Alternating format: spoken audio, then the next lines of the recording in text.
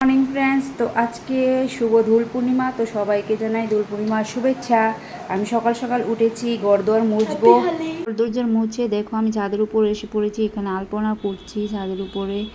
এখানে না দোল পূর্ণিমার মধ্যে আমাদের এইভাবে দোলের উপরে রং দিতে হয়।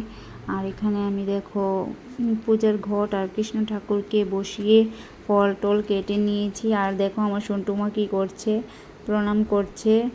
আর তোমাদের দাদাকে পাঠিয়েছি নিচ থেকে লোকেদের ডাক দিতে, কেননা আমাদের এই পূজার মধ্যে সবাই মিলে দনি দেয় ঠাকুরকে।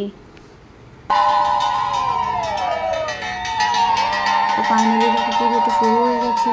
আমরা সবাই মিলে দনি দিচ্ছি আর সবাই দাঁড়িয়ে এখানে পুজোটা সম্পূর্ণ করছে।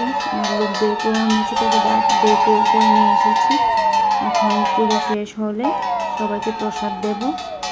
তো দেখো ফাইনালি আমার পুজো শেষ। এখন আমি প্রসাদ দেওয়া শুরু করে দিয়েছি। বাচ্চাদেরকে প্রসাদ দিলাম সবার প্রথমে, তারপর বড়দেরকে দিয়েছি। তো ব্লগটা আজকে আমি এখানেই শেষ করছি। কেমন হলো কমেন্ট করবে তোমরা।